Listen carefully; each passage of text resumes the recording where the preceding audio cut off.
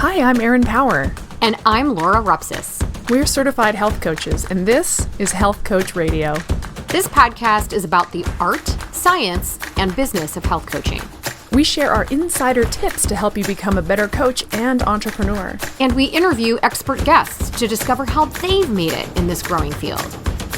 It's time for health coaches to make an impact. It's time for Health Coach Radio. Our guest today is practicing health coach Danielle Meitiv. Danielle is a specialist in two things.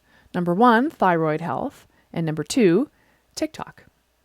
I'm being a little tongue-in-cheek here, but we did spend a lot of time talking about how Danielle used TikTok to massively grow her audience so that she could fill her client roster quickly and build a very successful and rewarding practice.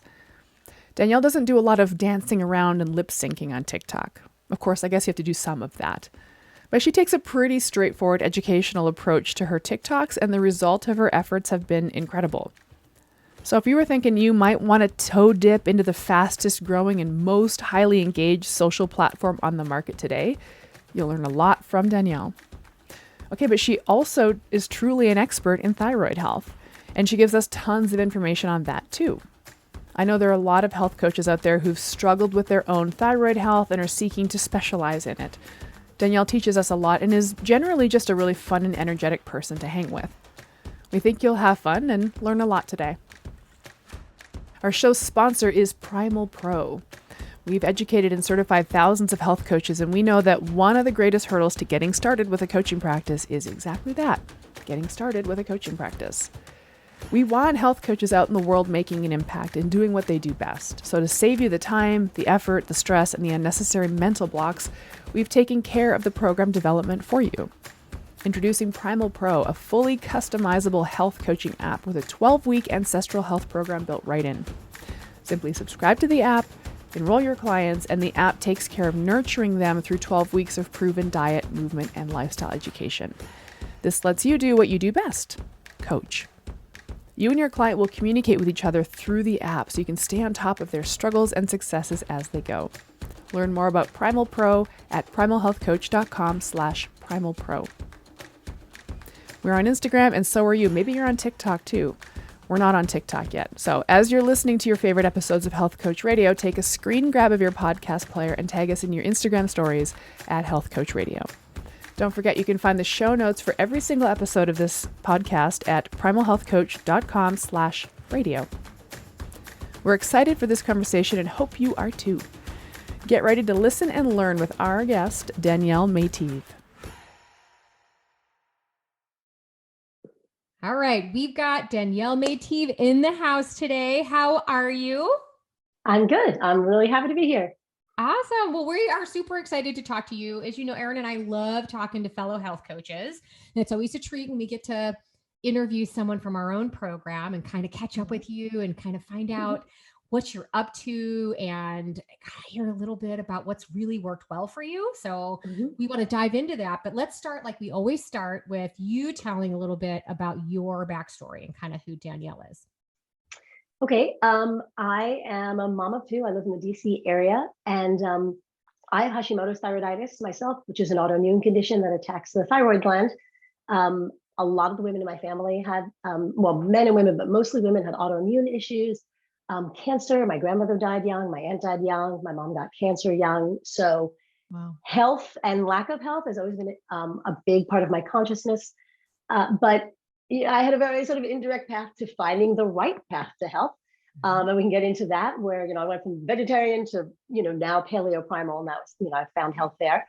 And this is a new career for me. I had a whole different background as a scientist and policy person, and then found my way into coaching in my 40s and really launched my business at 50. So this is a whole new life for me. Ooh, I love it. That was by the way, very concise. Bravo. So you had a professional career in climate science and policy. Were you looking to get out of that career, or were you just so impassioned by your health transformation that you had no choice but to? I'd say both. I mean, I was one of those kids, like when I grew up, I want to be a marine biologist. And I just, either I never grew up or I actually followed it. because I became an oceanographer, and I knew that the policy side was for me. Like I wanted to make an impact, I want to use science to make an impact in the world and in people's lives. So I wasn't a lab scientist. I was like that bridge between the science world and the policy world. And I did love it for a really long time. I live in the DC area because I worked with NOAA and EPA and the World Bank and nonprofits and so on. But there was a point where I was like, this is like a 10,000, 30,000 foot kind of career policy. It's so abstract and so on. Mm-hmm. And I really did start feeling like I want to make more of an impact in people's lives. Like I want to feel like things are changing. And also you can imagine it's a little discouraging to be working on climate policy these days, but it was more than that. It really was. And I think a lot of women go through this when they hit menopause. They're like, okay, I mean, I still have 2 teens at home, but there's this like, what's the next stage of my life going to look like? And it just really needed to be more people, sort of service oriented, tangible, but still very much about science. So it just was kind of a natural, this has always been my passion and my own journey. How do I use my science background? And really learning about health has just always been like second. If I didn't go into oceanography, I would have gone into human evolution and anthropology, fascinated with human development and biology. So it was like, oh, here's the way we marry these two, this very ancestral, evolutionary, science-based, health approach where I could really help people. Yeah. Awesome. You and I we met you at the Metabolic Health Summit, and that was before you took our course. Before any of this. Yeah. Something brought you there. So tell us a little bit more about sort of this health journey of yours that led you to attending these conferences. Clearly you're a science person, but right. Take us on that journey a little bit more, if you don't mind. Yeah. So like I said, I mean, I've always been interested in this. My grandmother died when my mom was 17. So I never met her. She died of breast cancer. Everyone in my mom's family, except her younger brother, had some form of cancer. My mom was diagnosed with cancer when she was 44. So my grandmother died at 43 of breast cancer. My mother's younger sister died at 43, 44 of a brain tumor. And my mom was diagnosed with cancer at 44, with bladder cancer, and died at 64. So this sort of like boogeyman of cancer. And then my mom had Graves' disease. My aunt had MS. And like everybody on 3 sides of my family has thyroid autoimmunity. So just this idea of, I think in some way in the back of my mind, this fear of like, my body is broken. There's something wrong. And I was like, I just can't live with that. So I became vegetarian in my teens, partially environmental, animal rights and so on. But I also think there was this like specter of like, I need to do something. Little did I know that I was going in the opposite direction, but I've always been fascinated with like herbal remedies and, like I said, human evolution and health and biology and so on. So it's always been like a parallel track in my life. It never occurred to me, other than like, oh, I don't want to go to med school. It just never occurred to me that like, oh, that could actually be like the main track. So it was really in my 30s. So I probably, doing my like root cause research, I probably started having Hashimoto's in my 20s. I had Epstein-Barr virus with that mono infection freshman year in college. And then as my aunt was dying right after college, a major emotional trauma, and boom, I started having what I now realize were symptoms of Hashimoto's. So trauma, infection, including COVID, can kick off autoimmunity, especially Hashimoto's. And so I just was kind of like trying to heal, feel better, didn't know what was going on, didn't realize I had an illness until after my son was born in my 30s. He was born at 35, and I just, everybody get tired, but this was more than tired. I mean, I would say like, I was like something like, you had to be like peeled off the floor. Like I was just like, and I had that moment of like curled up crying in the bathroom, like, what's wrong? Like, why can't I recover from this? This is not normal post-pregnancy. And I had a friend, a vegan acupuncture, like Chinese medicine friend, being like, you might want to consider meat like as medicine. And I was like, really? Okay. First I was like really reluctant, and I like tried a little, first I was in Turkey or something. But I got to say, it was like somebody plugged my brain and I was like, ding. And then that's when I remember like poking around the internet and finding Mark's Daily Apple and being like, I've been an evolutionary biologist sort of perspective my whole life. How come I never applied that to like my diet? Like approach to health? Like our ancestors weren't eating, cubes of tofu. And all of a sudden it was like, I just realized I had literally had not applied the same sort of scientific rigor and perspective to my diet. And that's, I mean, as many of us know, it's almost because, attachment to veganism, vegetarianism, often more like a religious philosophy than necessarily like a scientific approach. And that's clearly what it was for me. And it's when I could kind of like break down the wall between those two and go, what's the most scientific approach to my health? It's like, that would be a paleo approach. And that was like 2009. So at that point, my like started around 2007, then 2009. And I mean, the change was so unbelievably dramatic. Like I'm 52 and I am far healthier and more energetic at now than I was at 37 or 39. There's just no question. Yeah. Because of this. And that's, then you become an evangelist. You're like, I have to tell everybody. You've been there. I can definitely, I can kind of relate because came to the sort of ancestral health approach to a similar-ish path in the sense of like, I had been living my life in this fitness diet culture, so fitness body composition culture, doing everything right. And I got this weird diagnosis and it was like, wait a second. Oh, wait, I was doing everything right. Wait a second. Wait, I literally Googled, how did cavemen eat? I hate that I came to it from that, but it's like, wait a second. And then it was like, oh yeah, wait a second. None of this makes any sense, what I've been doing. Anyway, so I can totally relate to that. So Hashimoto's, this is not an area of specialty of mine. It's yours. I'm excited that it's yours. But I will say that just about every client that works with me has Hashimoto's or a subclinical for it or has some low grade version of it. It's freaking pandemic. I didn't even say pandemic. It's epidemic at this point. I just heard the word pandemic it's epidemic at this point. Now, one thing that you said was that, in your origin story, infection, like mono infection can kick it off, also trauma. So infection, that makes sense to me from like an autoimmune perspective. But speak to trauma. How does that factor in?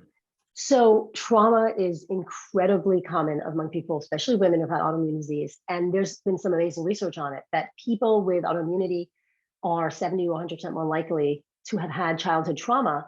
And it is so prevalent that they've actually found that it's not just in childhood. Veterans who come home from wars with PTSD are up to 400% more likely to be hospitalized with an autoimmune disorder. Because emotional trauma is such a powerful trigger because, we talk all about, our immune system and so on. Our body doesn't distinguish between emotional and physical trauma, right? If we think again back to our ancestors, the things that caused emotional trauma were things that potentially caused physical trauma, right? I'm being chased by someone. There's a war going, there's a battle going on. I am sick. So that emotional trauma leads to that whole inflammatory response, that the same thing, physical trauma, right? High cortisol and, up regulates all the white blood cells and your sugar production. Cause, our bodies are designed to like run from predators, not deal with mortgages or divorces. And, but our brain doesn't distinguish, our body doesn't distinguish. So chronic trauma, especially in childhood, upregulates our stress response. So a child who's exposed to trauma is going to have a highly sensitive, easily triggered immune response, right? Stress response. And that carries you into adulthood. And a highly sensitive immune response, easily triggered immune response is the definition of autoimmune, is one of the ingredients for autoimmunity. Yeah. Interesting. So they go together a lot. I like that perspective. That was because I've never heard, because the way you explained trauma just now, it was basically in explaining the chronic stress response, like the inflammatory nature of chronic stress. I've actually never heard somebody relate trauma to stress. And the reason I asked you about trauma is because I'm confused about trauma generally. If you've ever listened to any podcast episode where the word trauma comes up, I'm like, explain that to me because I don't understand it. So I like that you explain it in the context of like the body's stress response. The body doesn't know if you're being chased by a bear or if you had some stressful thing that occurred in your childhood or what. It's stress is the stress. The body's simply responding to it. It makes sense. Exactly. Cool. Exactly. And your body's responding in a protective way. Your body is saying, well, okay, wait, I think this feels familiar. We've had this before. Let's put up all the defenses. And that's how you just have this sort of chronic, ongoing inflammatory state. Yep. Yeah, I mean, I'd never heard that statistic before. That really blows me away. But hearing you describe the connection makes complete sense to me now. I don't know why that would blow me away. It makes complete sense to me. So tell us a little bit about, so when you kind of went down this path, a lot of the people that I know with Hashimoto's and thyroid issues struggle to get the right diagnosis for a long time. So can you speak to that a little bit about kind of what path you went on to finally uncover what the issue really was, and then your path to fix it? And then I would love to hear, I'll share a little bit of story about when I met you too, and a little bit of that conversation. Yeah. So the thing about autoimmune disease, first of all, autoimmune disease, absolutely, like I said, it's epidemic. It's on the rise. There's all kinds of speculation as to why. My guess are like the two big ones are, one, much more stress, period, just chronic stress. But then also, especially when you're talking about something like Hashimoto's, I mean, there are literally something like 84,000 toxins on the EPA's toxin list, and over 1,000 of them are known endocrine disruptors, which means they literally interfere with the conversation that different parts of our body have with each other. And the thyroid is an endocrine gland.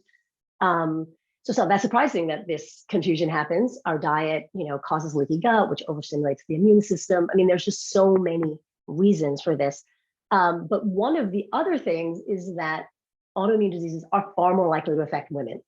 Hashimoto's is the most common autoimmune disease. Something like 70% of sufferers are women.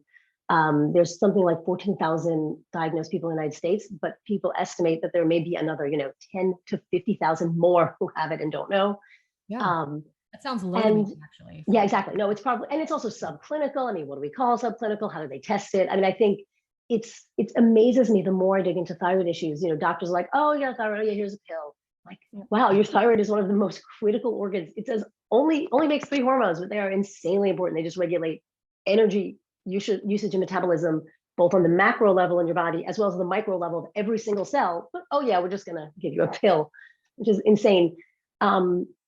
And so because women are the ones who primarily suffer from it, and these sort of vague, oh, I'm tired, I'm depressed, I'm gaining weight, my hair is falling, like it's these sort of like non-specific things that, of course, oh, she's just depressed, oh, take a pill, stop complaining, that women's health concerns are dismissed. I mean, we know that not just for Hashimoto's, but women, if have the exact same symptoms in a heart attack in an emergency room, it's going to take longer for them to be seen than a man. Women's reports of pain aren't taken as seriously. I mean, so here you have an illness that is sort of this vague suffering that mostly affects women, and it's just, I mean, it is unbelievable, the stories. I just, now that I've been on TikTok and I'm doing this, the things that people tell me are just, I mean, criminal. The things that doctors will say to women are the most horrifying, dismissive, demeaning, cruel comments that women will get from their doctors. And it will take, something like, I've heard various statistics, anywhere from 7 to 11 years to get an accurate diagnosis for an autoimmune condition. For me, I was diagnosed as hypothyroid when I was suffering from infertility and had 3 miscarriages. Very common. Hypothyroidism is probably the most common undiagnosed cause of infertility, like just in general for women. And it can cause miscarriages, cause birth defects. And so I was diagnosed hypothyroid, put on, thankfully, unusually, I actually was put on the correct medication, but that was in 2003. And it wasn't until 2014 when I went to my doctor and asked for the right test that I actually found out that I had Hashimoto's. It was when I did the research and thought, wait a second, wait, why isn't my thyroid working? Like, doctors act like, oh, well, there you go, you're hypo. Like, well, no, organs are supposed to work. If they're not working, they're broken, and we need to know why. That I went in and the doctor's like, oh, you want to know if you have Hashimoto's? Yes, I want to actually know why my body's not working. But it totally took me educating myself, and it's just such a long and exhausting journey. And I have a science background. That's why I'm so passionate about sharing that information and empowering other people to get the information, to advocate for themselves, to leave doctors who are demeaning and find those that will listen and respect them. Because it's just unacceptable that women are treated like that when all they want is their health back. That's so interesting. I think you're just really enlightening illuminating a lot of aspects of Hashimoto's that I'd never considered before. And when you're telling this, when you're starting with this whole diagnosis problem, well, that there's some inherent misogyny almost in the symptomology. Like, it reminds me of hysteria, when women were diagnosed with hysteria around their time of the month because they were moody. Yeah. Right. So because it's like, oh, doctor, I'm feeling tired. I'm feeling depressed.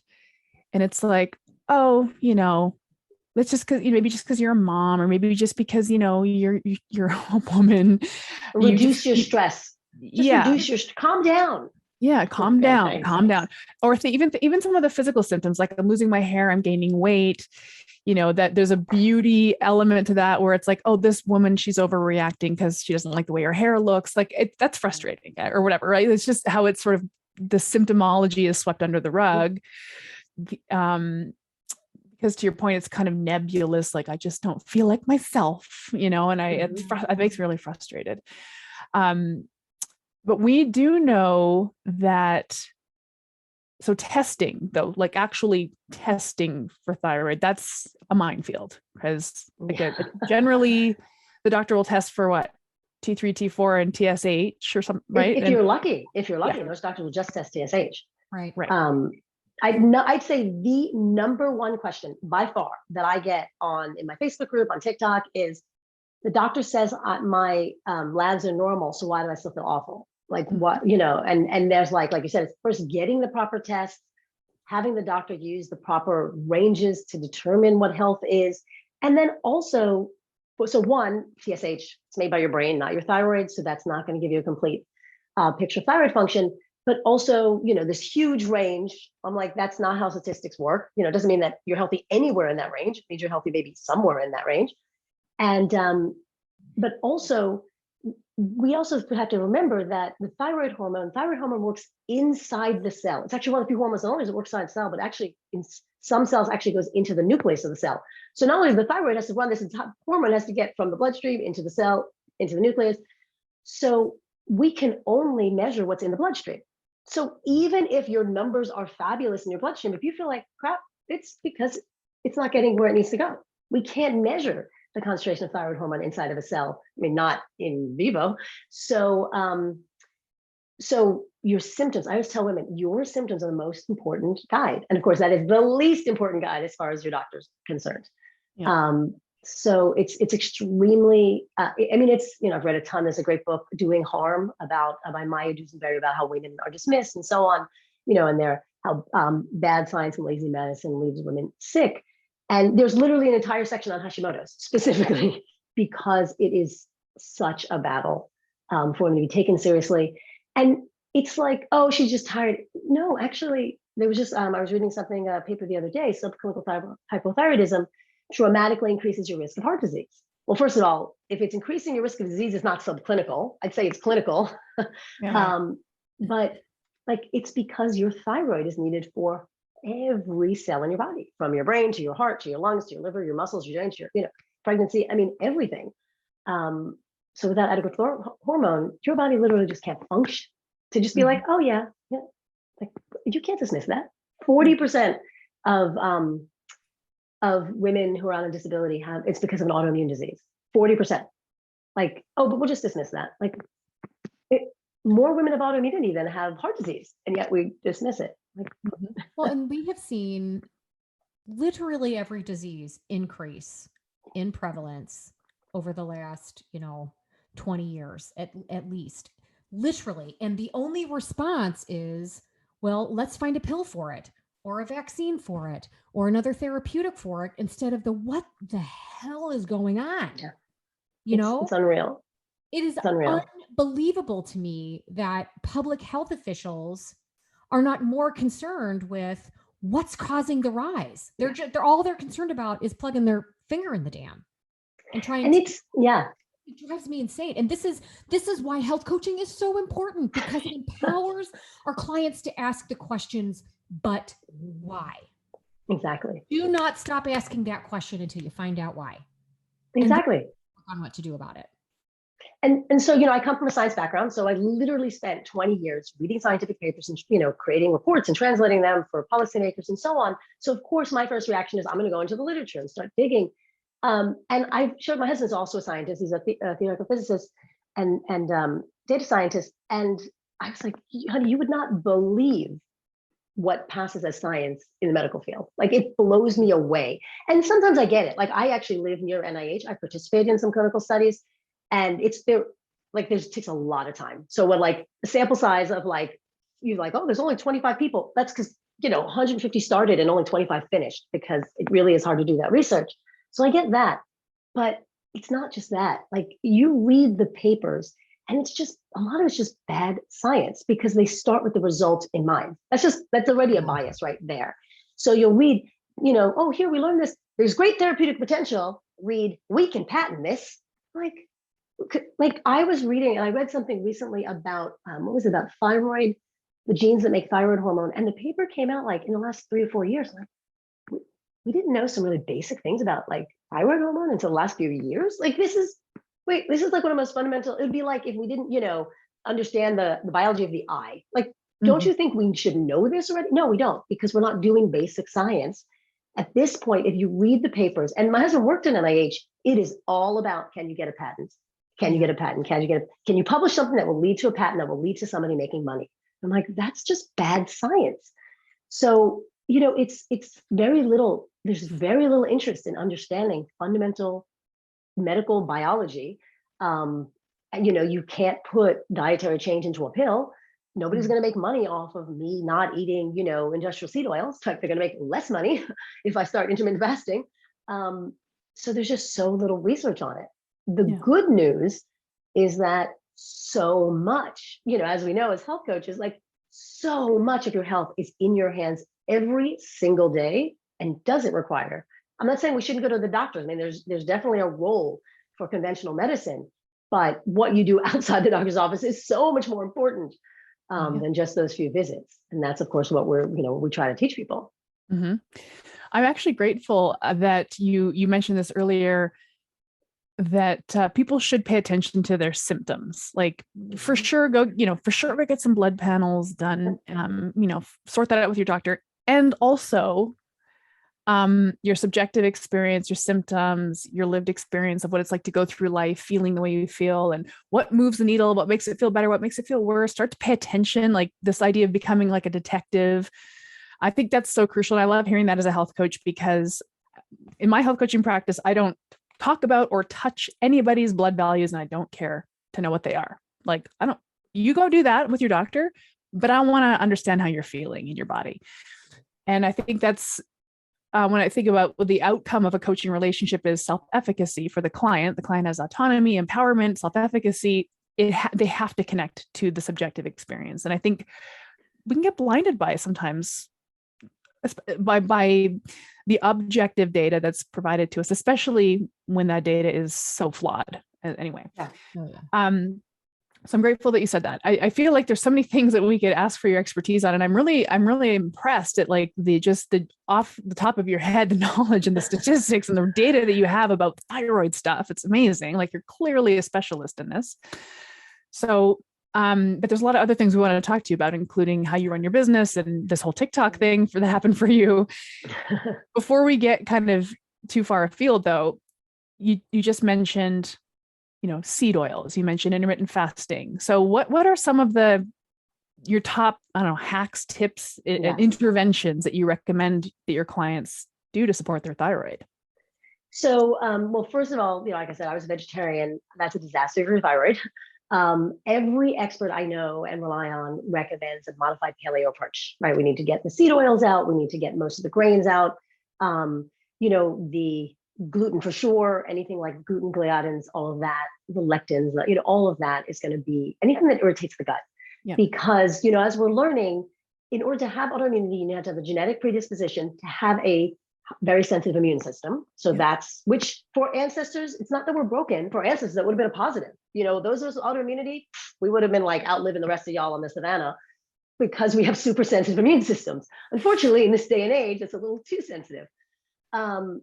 So you need to have that hypersensitivity. Something needs to trigger it, like for me, it was Epstein-Barr virus. We're finding that COVID is triggering autoimmunity. Mm-hmm. But then also you need to have a leaky gut. So, we're finding, Dr. Alessa Fasano of Harvard says that that's one of the ingredients, because you can have this hyperactive immune system and you can have something that triggers it to be on alert. But if your gut is nice and healthy, no foreign particles are going to get across that barrier to trigger your immune system.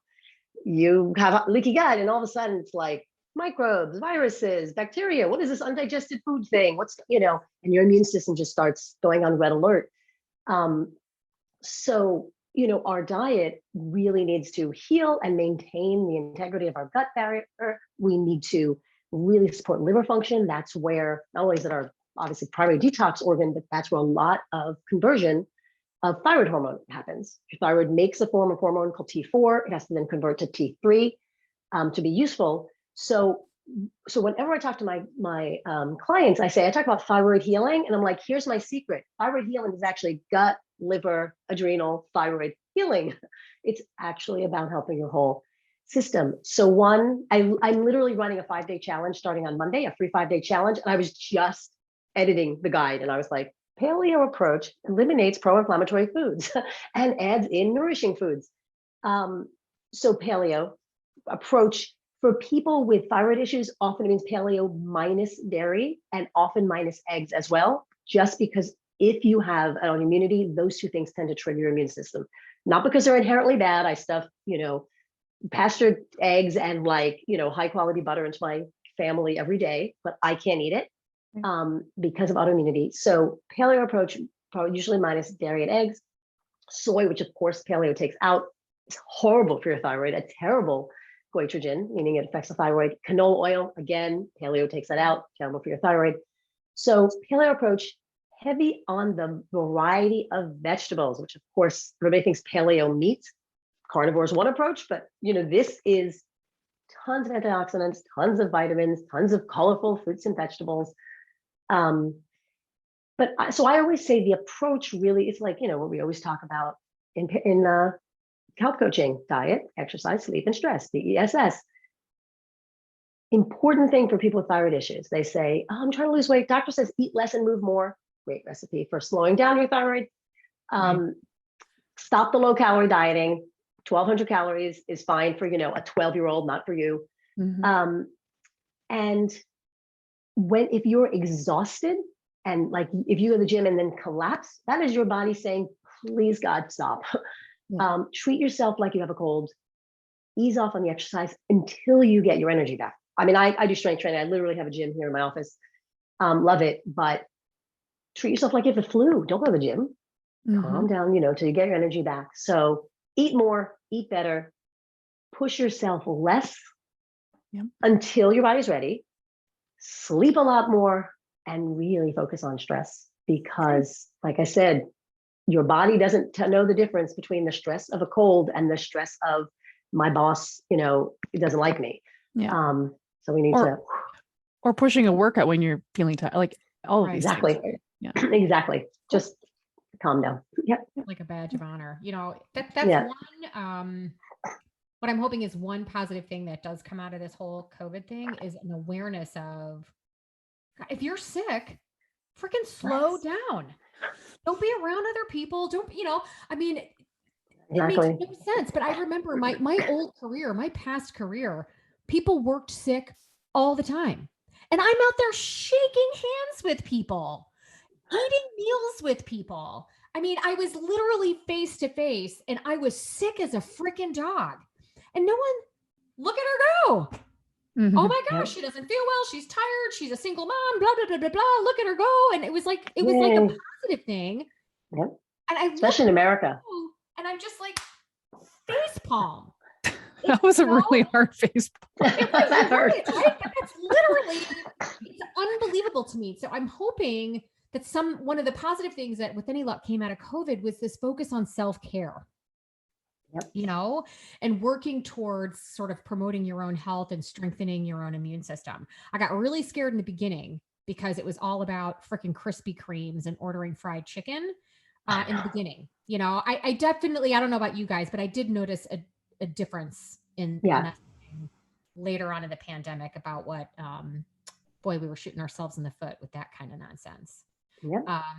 So you had to peel yourself up off the floor in your pregnancy with your son. It was finally a vegan friend of yours that was like, maybe you should consider some meat. Finally go in and actually get tested. Okay, now I've got Hashimoto's. Hallelujah. Here's the problem. Okay. I got to imagine to a certain degree, like the diagnosis is what it is, but I got to imagine for someone who's been just sort of either not diagnosed or misdiagnosed for so long, what a relief it is to finally kind of have a starting place. And most of my clients say that, like, sometimes the diagnosis can be like, oh, you're sad. But for most people, they're like, no, I already knew something was wrong. I knew it was wrong for a decade. Now I know that finally people are going to take me seriously. I'm not going to just complaining. It's a thing. And that's very common. So many women with autoimmunity are like, well, now at least I know it's not just me. They knew it wasn't just them, but now other people will believe them. Yeah, I remember when I was sick and I kept going to these same doctors and I'm just not getting well. Finally, my doctor's like, you just need to chill out. Like they wanted to put me on it like an antidepressant, that was wrong with me. And that these symptoms were somehow in my head. Yep. You were hysterical. Oh my God. So frustrating. Okay. So fast forward, we meet what took you to the Metabolic Health Summit where we met? I've just been fascinated with this. I've always wanted to understand it, and then understanding that it was diet and understanding that it was that there were things we could do. All of a sudden we're talking about things like keto and intermittent fasting, which I have to say, like, I have some caveats for people with thyroid issues on those, but they could be great tools. Just what you have to be careful with thyroid when you have thyroid issues. But it's like I said, that light bulb of, like Erin was saying, like, oh, wait, right. So this makes, not only does like ancestral health and so on make, evolutionary sense, it just makes logical sense. Like we wouldn't, if I said I was going to go out and feed my cat Twinkies and then my cat went get into the, had to take it to the vet, you'd all be like, of course you're a moron. Who feeds cats Twinkies? And yet we eat Twinkies. So really wanting to dig deeper. And the scientist in me is always like, well, where do I go where I can nerd out with people? Oh, a conference. Yeah. So we had a booth there. You and I met there. You came up and started chatting with what's kind of sparked your interest in health coaching and thinking, maybe that already been on your horizon, kind of in your periphery somewhere? Or? No, it was literally like a switch flipping. I remember I was talking to a life coach. I had done like policy stuff, political stuff. I'm like, should I keep doing that? And she's like, you need to start blogging. You need to start, getting your, I think you're a great communicator. And she's like, and we were talking about sort of all these sort of like abstract political things. And I was like, you know what, if I'm actually going to start communicating, I think it's going to be like health stuff. And it was like, ding, all of a sudden it just opened up a whole new possibility. And then I had been seeing the primal, I've been subscribing to Mark's Daily Apple since 2009. So like I would see, oh, there's this coach. I was like, oh, wait, again, it's like, here's this part of my life and here's this part. Oh, look, they can actually be one part of my life. So yeah, that was, but it was, like I said, a switch. It wasn't even a gradual progression. It was as soon as the idea came to my head. I think it was like banging against the door, in the back of my mind, and I just hadn't gotten through. But as soon as I entertained the notion, I was like, of course, this is what I want to do. And I know who I want to do it with. I love that. Yeah. So you enrolled with us, I think at that event, which is great. And you got through the program. So tell us a little bit about the journey of going from what you were doing as a scientist to health coaching and starting your practice. What was that journey like for you? So, what's really funny is I was talking to somebody else about this on a business podcast. And I said, if I realized that being a health coach was going to be starting a business, I never would have done it. I don't regret it. I don't mean that I don't like having a business, but if I realized ahead of time, that might have, I didn't think I had what it took to start a business. Do you know what I mean? I think I just saw starting a business as that's for people who are entrepreneurs, whatever that is. It's like people who are born tall. I don't know what that's like. So now I realize I love business. I love being an entrepreneur. I literally love, yesterday I was talking to my husband about hey, here's my projections for 2022. And I think this is my goals and my targets and my revenue stream. And he's like, you're kind of just making these numbers up. I'm like, yes, but I have to start somewhere. And I was like, so excited. He's a math guy. So he's like, where are you getting these numbers from? I'm like, don't bother me with that. Let me talk to you. But no, seriously, I had no idea I was going to love business. And I think we have this aura around ooh, business, it's like I said, it's some magic gene you're born with, rather than it's just really fun. So, so that journey, I think, has been the most, I'm on TikTok and in my stuff, I'm just the same science nerd. And it's funny because some people like do like these clever TikToks. And I'm like, let me talk to you about the latest paper I saw on PubMed. I mean, I do some silly things too, but I'm just really that much of a nerd. And so that's still like very much the same me, but the business side has been fascinating. It's just been really, really interesting. And in fact, the podcast person I was talking to is Michelle Yoda, who I discovered through, through Primal Health Coaching. You guys started talking around. I was like, oh, you mean somebody's actually going to teach me the business side of this? I'm on board. Yeah. So yeah, that has been the last 2 years. I mean, actually, really the last year, I really built my business. I literally started this time last year. Yeah. That's when my whole business started. Cool. That's great. I had a mailing list of 0 at this time last year. Oh, great. Oh, that's good. Yeah. It's interesting that this idea of, ooh, I have to start a business, because we've talked about this quite a bit. It's like a person can want to be a health coach and not really want to be a business owner. But you do have to build a practice, and inevitably, hopefully that becomes a business. I mean, in the sense of like the distinction between a business and a hobby is one makes money and one doesn't. And if we want to do this and help people, we also won't need to earn a living. And so it does Right. at some point we have to talk about it being a business. So you aren't a natural born entrepreneur, I guess, or maybe you were and you just didn't know it was laying dormant for years. But you learned business. But it sounds to me, so because this is kind of getting around the topic of this your TikTok explosion. Was that something that was because that would be the avenue that which you were getting. Now you're getting leads. They're following you from TikTok. Leads is this top of the sales funnel ultimately. Right. So did you learn business and then go on TikTok, or did TikTok make you start getting serious about business? So I started doing HPU, Healthy Pop University of Michelle Yetta. I signed up I'm like, what year is this? Like, we lost all of last year. I don't even remember. I literally feel like, I'm like, is it 2001? Was last year 21? Was it 20? Right, the missing year. So I started taking it in 2020, and then COVID hit. And then she was like, okay, you guys can all join my fall course. And I'm like, okay, I'm going to do that because I just, can't imagine any of this. So then I started taking it. And then 2021, and I was like, I had like one client before that. Yeah. And then, because I hadn't settled on Hashimoto's yet. I'm like, I don't know what to do. It was, and then January of last year came, and I'm like, it's time to like actually like start a business. Like, I don't want this to be my hobby. I really want this to be a career. So what am I going to do? So I started with a 5-day challenge, which is what Michelle's program had suggested. And it appealed to me because I knew it was going to force me, like it was being pushed out of the nest. We talk about the lead magnets and freebies we give away to get people on our mailing list. The reason why the freebie of an actual live challenge appealed to me is that I'm selling a live product, right? If I'm not selling a PDF, I'm not selling a book, I'm not selling a passive course, I am selling coaching. Mm-hmm. So I liked the idea of giving a free taste of what it's like to work with me.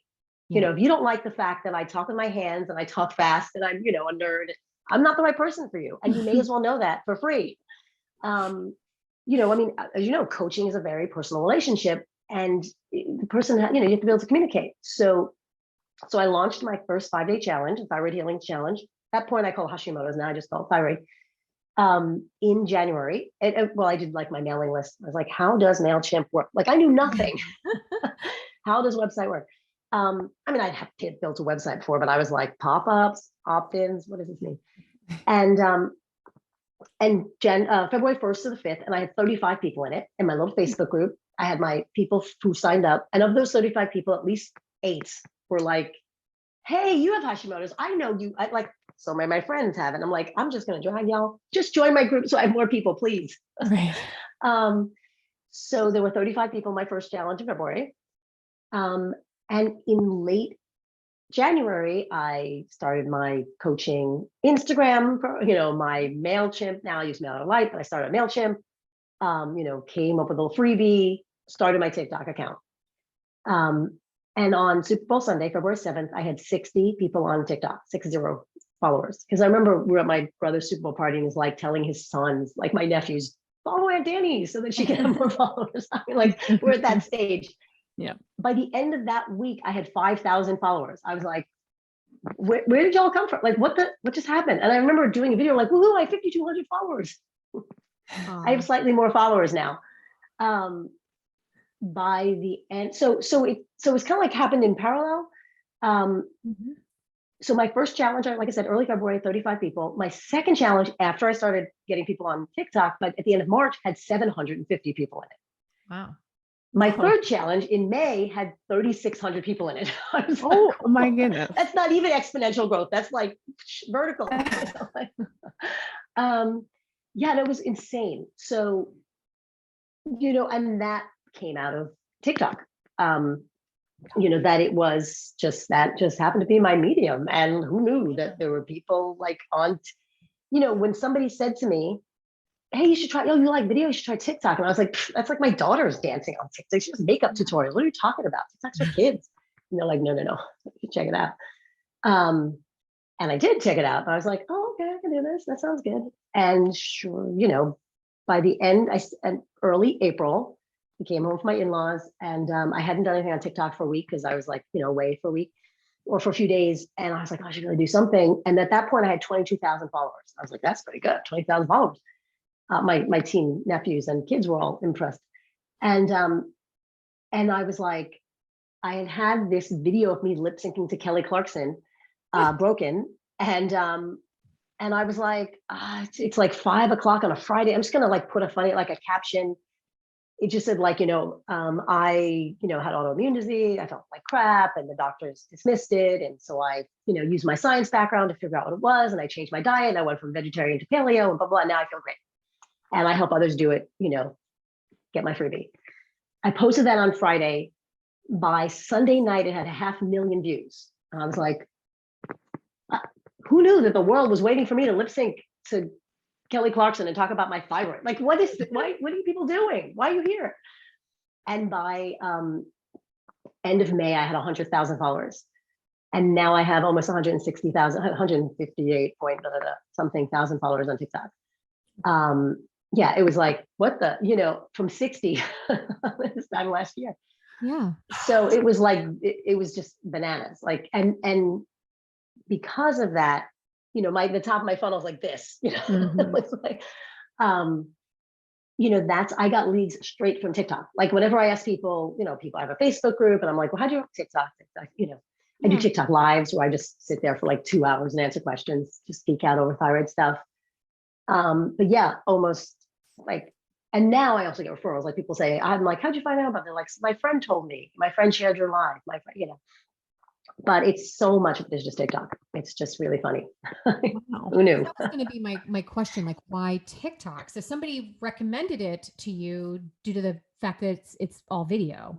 That, hey, if you want to do video, this is where you should be. I also think there's a lot of value in the fact that TikTok isn't oversaturated with people trying to sell something like Facebook and Instagram is. I mean, I could be wrong. I'm not active on TikTok. Perhaps it's just as heavily saturated, but it sounds to me like you took advantage of a platform that suited you and kind of what you wanted to do and landed there at a time when this was still kind of relatively new. There weren't a lot of people out there kind of marketing their wares, I guess, on TikTok. And so it took off like that for you. And clearly, you just have a great personality and a great sort of charisma about you that I could see really translating well to video and to something like TikTok.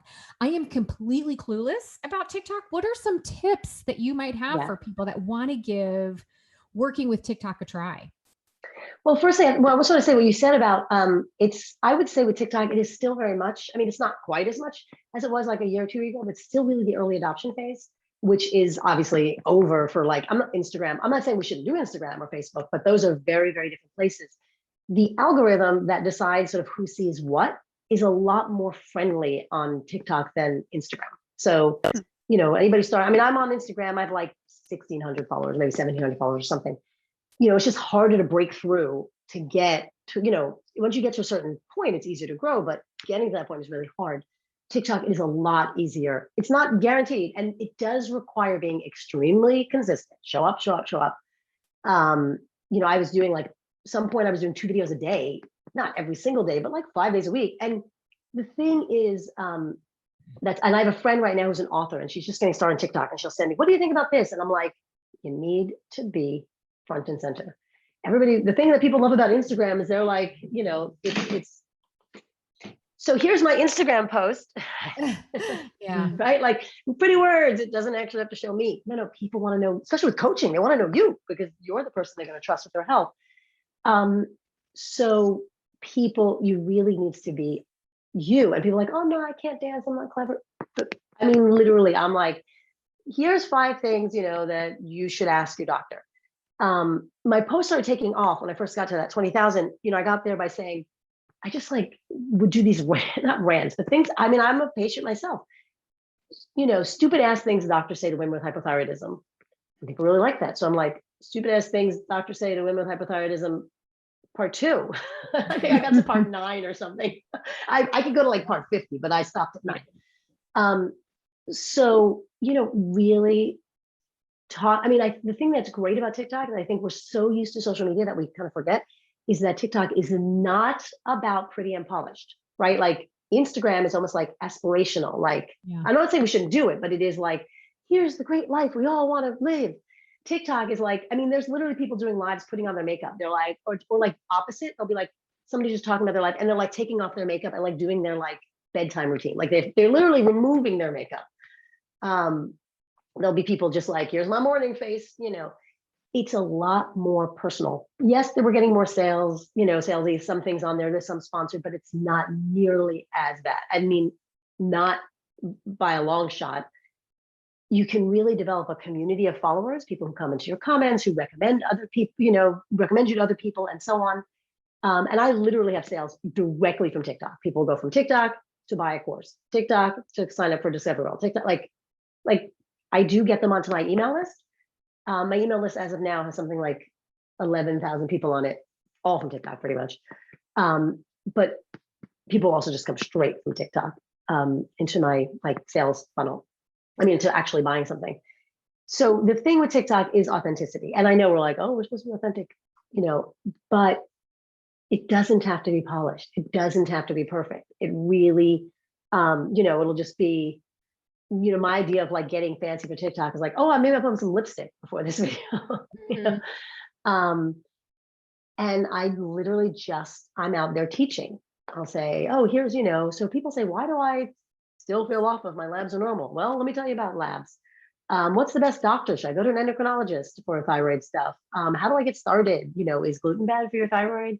What about exercise? And I'll just give, you can do from 15 seconds, 30, 60 seconds up to 3 minutes. And I've done all of the above. So it really is, come up with a bunch, think about what is it my clients want to know? What are just the questions people ask me all the time? Mm-hmm. And then once you start, you see the questions people ask in the comments. I was literally coming up with a list of this yesterday. Like, what are the top 10, 15 things that people always want to know? And just figure out all the different ways you can present it. You can do it just standing there. Like you see, I have a whiteboard behind me. I will literally stand up on my nerdy whiteboard and write, there'll be things written behind me, like a little flow chart of something, like, here's what your thyroid looks like. Or I will throw, here's a study I just read, or here's a great recipe, or here I am in my kitchen making a smoothie. Sometimes there will be funny memes. And there's a funny one like Peaky Blinders. I love Peaky Blinders. And so there was a funny, they'll do, when people talk about memes on TikTok, they'll be like you lip sync to something. Mm-hmm. And I just use it for my niche. So there's this so why do we do this? Because we effing can. It's just so funny. It's a quote from Peaky Blinders. And I say, so why do we change our diet? Because we can, because we can heal ourselves that way, right? It's me lip syncing to Kean Murphy and Peaky Blinders going, because we effing can, and people love it. Yeah.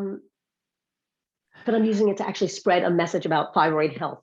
Right. So that last example is how I think of TikTok. I don't want to get up and lip sync and point at words and dance. Right. But you don't have to, right? No, you don't. You can use it to educate. You can just speak to the camera and share actual wisdom. I think that this is the edutainment sort of realm though. Right. People don't want to be necessarily like talked at incessantly. You know, a lot of the time it's like, can we make this quick and short and maybe visually pleasing? Because I'm going to, you know, I have the attention span of a goldfish and I'm going to swipe to the next one. It's so interesting. Like I'm fascinated because I've been resisting TikTok strenuously because whenever I open TikTok, it is so entertaining. It is so You're entertaining. Like, swipe. Yeah, it's like I could see that being a real problem. It's just so fun. But man, like with the way you described the growth of your 5-day challenges, like when you get 3,600 people in a challenge, you know, how many of those can end up converting to clients, if you don't mind sharing? Like, for example. Yeah. Well, it's funny. I've like, my husband's always like, have you done the data? I'm like, someday I will. I'm like, dude, you're the data scientist. How about I just give you the data and you figure it out? So, I mean, literally, I started on TikTok, like I said, early February. By the end of March, I like was closed to new clients. I was like, I was such a new coach also. For me, close to new clients was like, first I was like 6, 10, 12 people. I was like, okay, because I just, you know, I'm still figuring out like, how does practice better work? Like, I don't like drop people's appointments or anything. So it was like within a month or two. And then I like ran a group program in April because I was like, I can't handle the demand. I'm actually starting a membership program in next month. I'm doing my challenge this week is kind of like that taste of, because I've been trying to figure, like I went from one-on-one to group, now with membership, because I'm trying to figure out a way, and this is just for me, like I'm definitely a coach, but I also realize I'm very much a teacher. So I just wanted a broader platform.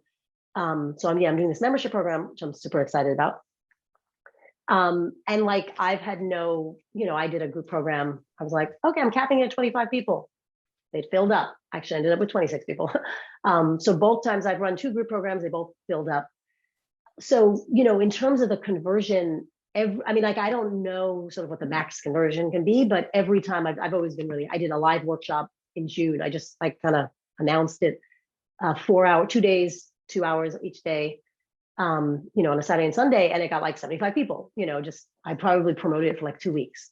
Mm-hmm. So it's been great. I mean, the conversion has been fabulous. And so, it really is, I think the most important thing, like I literally have a sticky note on my computer that Michelle Leota said in like an offhand comment in one of her podcasts. Something I was like, wait, I need to write that down. The secret to be an entrepreneur is just to get started and to learn what you need as you go. Mm-hmm. And that was it. I was like, let me try one-on-one coaching. Let me try TikTok. I'm going to do a challenge. Like, did this work out as fabulous as I wanted to? No, I'll do something else. So that's what, it's not all my TikToks are great. There's some that like have like 200 views, and there are some, that Kelly Clarkson one is now up to 9.5 thousand, 950,000 views or something. What is it with this video? I have friends who have had videos that have like 4 million views, So the conversion is great. And like I said, I think the reason why, and this I think is a challenge for all of us, is we need to get out there. It needs to be authentic. Coaching is so personal. Making decisions about your health. They're not buying a book. They're not, buying a t-shirt. They are buying an intimate, they're buying somebody they can, a relationship with somebody that they can be like vulnerable with. And if you're not willing to be vulnerable with them on social media, why should they then be like, let me tell you about all the problems I'm having with my health and how embarrassing it is and uncomfortable. And, like you kind of need to meet them, like be the one who's vulnerable first. It's okay. It's okay. Here I am acting silly on TikTok. Mm-hmm. So. It's great. I TikTok is so baffling to me. I have an acquaintance who has a pot-bellied pig, and anytime she posts a video of the pig on TikTok, she gets like 2 million. Oh, it's like, funny. So are you a pig influencer now? Like, I'm thinking to myself, you must be making a lot of money off these pig videos. But she's like, no, I just do it for fun. Yeah. And then I have clients. My clients have been saying to me, oh, I've been following this workout program on TikTok. I'm like, there's workout programs on TikTok. There's so many fascinating things on TikTok. I think this has been really enlightening TikTok discussion, because for me, I just thought it was completely stupid. Yeah, me too. I was literally dance videos and makeup tutorials. Yeah. Like my daughter would be like, oh yeah, I found a brownie recipe. I'm like, cool, brownie recipe. Whatever. Like, yeah. You mean you can learn? There's amazing health, like a ton of health people. there's so also in, I'm like, what year is this again? Right. In late 2019, I was diagnosed with ADHD, my 50s, right? And when I told people, everybody was like, you think? um, and there's a ton of information, like people sharing information about ADHD and like tons of mental health stuff. I mean, there's actually a really amazing, because it is a person to person, like talking, it does have this sense of intimacy. It's just like literally, here I am talking to the camera. And so that you don't have to do the singing and the dancing. I mean, I've done some of that just because I'm like, after a while I was like, sure, I'll try that. But there are plenty, I know there's a great British doctor who talks all about metabolic health, and he just talks to the camera. That's all he does. And then he has citations of studies around, and that's it. He's got a gazillion. I mean, it's great followers, great content. Yeah, it's interesting because I've been building my business, and I will get on Instagram stories and riff, and it's like no problem. Exact same thing. Exactly. But for some reason, when I think of TikTok, it's like, I'm gonna have to spend 2 hours editing this. Like, I don't know why I had this mental block. If I can riff on stories and throw a quick caption up, which I do all day long, every day, so that people who watch my stories can know, like, and trust me, which is really important to your point, that we're selling a relationship. They have to like you. There's literally no reason why that can't be recreated over on TikTok, but I just feel like I'm the opposite. I'm like, I have an assistant. I'm like, can you figure out this stories thing for me? No, I'm like, Instagram TV stories, real, what? And I'm like, you figure it out. Wow. Exact same thing though. They keep telling me, they're like, it's the same thing. I'm like, I don't know. Okay.